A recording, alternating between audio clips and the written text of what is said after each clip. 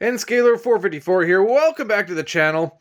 In a previous video, I said that I wanted to run continuous trains around my layout, which is what started this entire expansion in the first place. So in today's video, the goal is to connect these two sections of track. So stay tuned.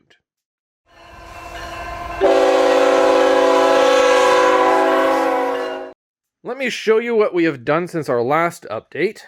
I put in the final piece of our Woodland Scenics incline kit, and obviously I put the cork on top of that. Now make sure that you leave, or put in a nice layer of caulking or whatever you do to adhere the cork to your surface between your final piece of the riser kit and your base layer to ensure a nice good transition. Otherwise, your cork's going to come down and then it's going to have a kick up. You don't want that. So this gives it a nice smooth transition. I like it. Then we put on our Midwest Products big, thick, wide cork road bed. I think this is 3¼ inches wide. And this is great for when you're doing like yards and stuff like that. Multiple tracks side by side. And this is my center line. So all my track is now going to be measured off of that point. Then up here we piece together, the curve and whatever. So that looks all nice. It's all ready to go. And now we get to start figuring out where the track's going to go between there and there. I'll state it right away. I may have to leave this section right here blank for the time being because I'm thinking this might be a fun place for a little bridge. Because I've always liked the idea of a small bridge just slightly off the surface of like a pond or just some settled water or something like that. And that might be a great place for it. What do you think? Let me know in the comments. Anyways, I'm now going to move this track out of the way. We can start measuring out where our new track's going to go.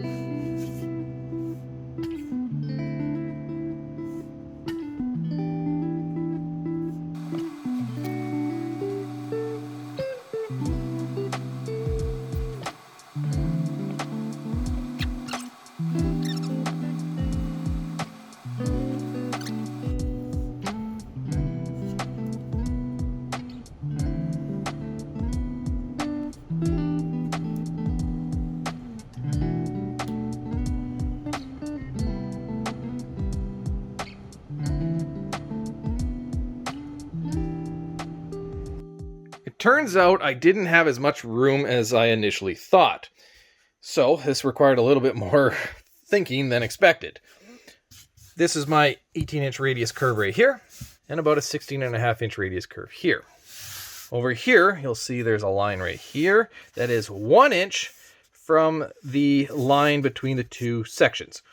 That is because I didn't want to start my curves right at the start point of the section right here. It just makes things difficult. So I have a 1 inch piece of straight track that will tie into this straight track right here. Makes things easy. This, or I guess both radiuses, are actually 1/4 inch inboard. You'll see my centering point right here. That's the 18-inch, 1/4 inch in. And I do that to allow for some easement going into the straight track. What that is you got your radius, and then it opens up as the track straightens out right here. It not only looks better when the trains are running, but it actually just makes things a little bit smoother and your trains will be happier. Over here, I wanted to have the track to be completely straight across, 90 degrees to the centering line of the two sections. Couldn't make that happen. So these lines right here follow the alignment of that track right there. And then you'll see 4 lines right here. These are 1/4 inch higher than I initially wanted. That is to allow the curve that I need to kind of join from here to here to be a little bit more inbound because I do not want any kind of curve in between where the two sections meet. It just makes things awfully difficult. So straight, slight curve, and away we go. Plus, having the track a quarter of an inch higher, that allows me to open up that easement a little bit smoother and a little gentler right in here, and I think that'll look good with the trains. However, you'll see where the roadbed goes, that is very close to this foam right here.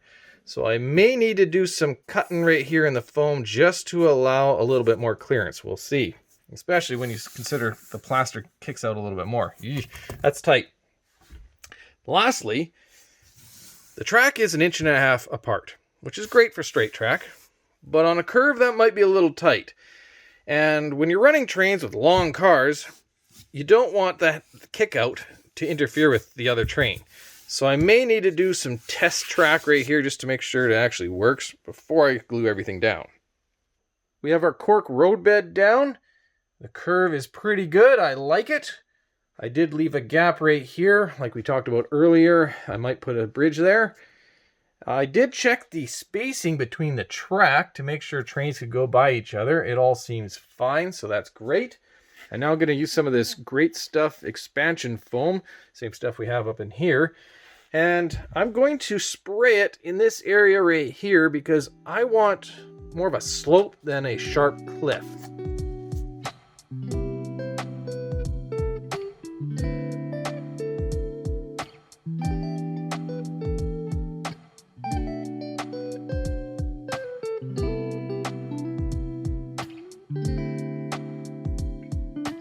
For the past couple of days, I've been making rock formations using Woodland Scenics rock molds.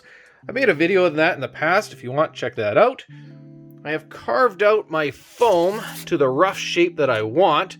So the next step is to fill all these little gaps and holes using plaster cloth. And I use Woodland Scenics plaster cloth, part number C1203. And really easy to use. Just dip it in water and lay that on. And away you go.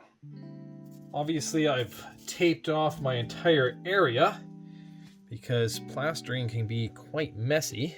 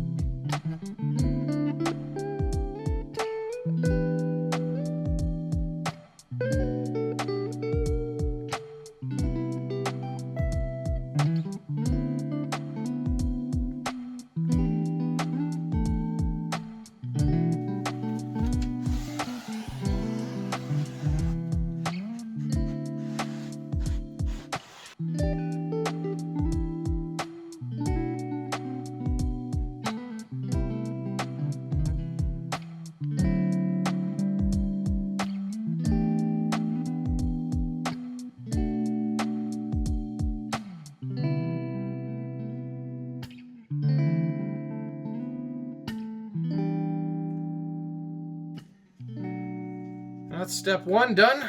I'll finish it off with all the little pieces of rock here and there, and that'll be it. Well, that about does it for this video.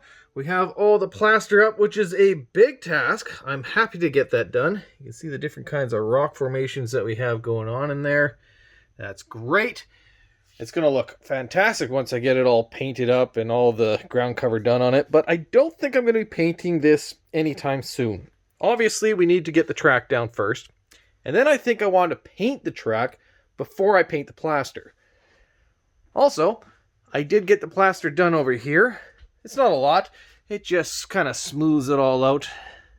So it'll be a nice slope when that's all done. So that's good.